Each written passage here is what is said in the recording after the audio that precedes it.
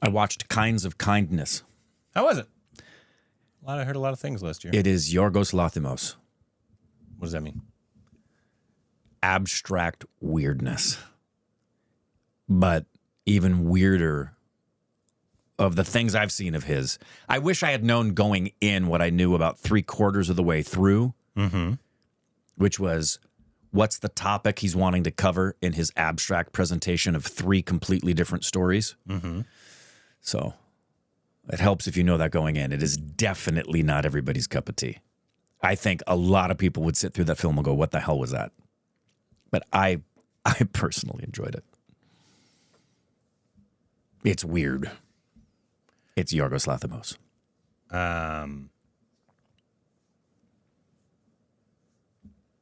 Cool, man.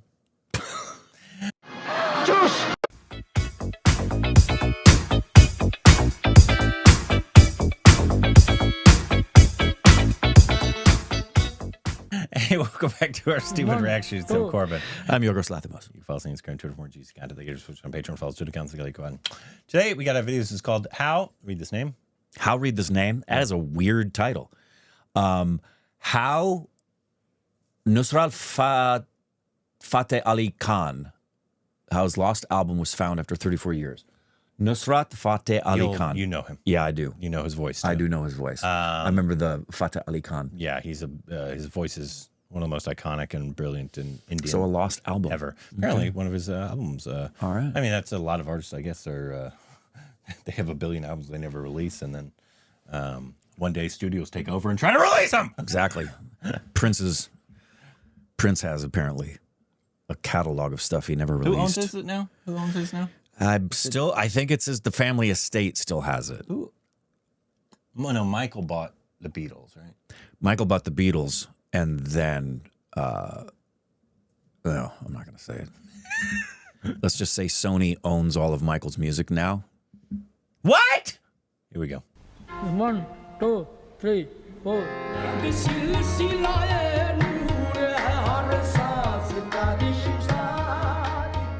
A legendary artist, a lost album, and a decades-long wait. Famed Pakistani singer Nusrat Fateh Ali Khan died 27 years ago. वो बहुत ही जल्दी इस दुनिया से चले गए। वो जितना काम कर गए ना, वो कोई शायद 100 साल की जिंदगी में भी कोई आर्टिस्ट काम नहीं कर सकेगा। But some of his unheard music was released for the first time this September. The lost album called The Chain of Light was discovered in the UK. Tucked away in the archives of Real World Records, the label that signed Khan in 1989. This is where we store all of the Wow, what else is in there? We were moving our tape archive to a different location. Oh, your voice is brilliant. At that time, I started to look a little bit more thoroughly through what was there. And there were these tapes labeled Nusrat Fateh Ali Khan, which would always be the ultimate treasure to find, and we found it. In the 90s, Khan's music was everywhere. Born in 1948 in Pakistan's Faisalabad, he was hailed as the king of kings of Qawwali. In the 1990s, we were recording a lot of music with Nusrat Fateh Ali Khan. He was coming into the country, into the UK a lot. We had a very intense period of work when he was singing just extraordinary performances. You can start.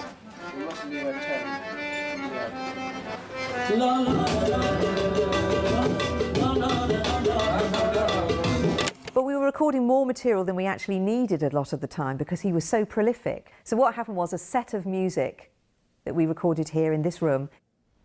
1, 2, 3, 4. Got put into our tape archives, and essentially it was forgotten about because we were so busy with other records. I had a feeling that this could be something, and I took it over and discussed with Amanda, and we said, let's just get it digitized, let's see what it is. This is how it says. We had climate-controlled containers with videotapes and analog tapes. There's always a risk when you find very old tapes that they may be damaged beyond repair. There had to be a big restoration process to save that tape from being damaged. And the idea was to restore the tape and then ensure we could move it onto a digital format so we could listen to it. अब एक आदमी दुनिया से गया, अब उसकी नई चीज़ सुनने को नहीं मिल रही कोई, और ये चीज़ एक लोगों को बड़ा तशनीकी सी है कि भी देखें कि जो 30 साल से लोगों को नहीं मिला अब वो मिलेगा. The digital version enabled us to listen to a rough mix, and it was at that point we realised what an absolute gem had been discovered.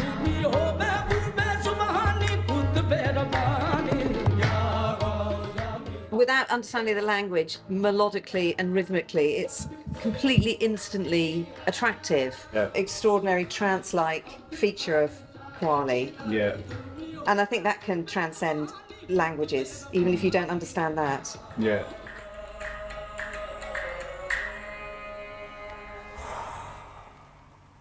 I have tears in my eyes. Its voice, it's like he's back in the room.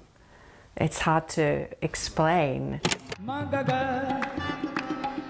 Khan's voice transcended borders. He was loved not just in India and Pakistan, but globally, even by those who didn't understand his language. Sphinx festival होता है Antwerp में. मैं उठा सुबह programme से पहले कि भी फेस्टिवल था, तो मैंने कहा मैं जाके खान साहब को भी उठाऊं, देखूं जाके टाइम पे रेडी हो. तो मेरा ख्याल है बमुश्किल 10 साल का बच्चा होगा, Dutch.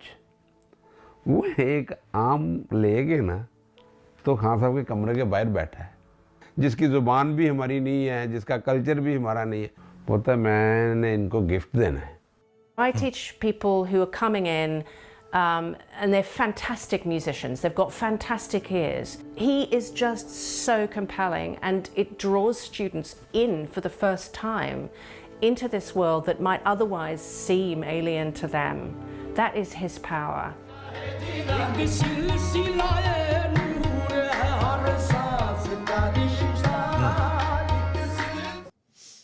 Dang. That's beyond cool. I love his voice. Do we have anything of those particular tracks that have been turned into at least like a lyric video or just an audio? I don't know. Love to hear him.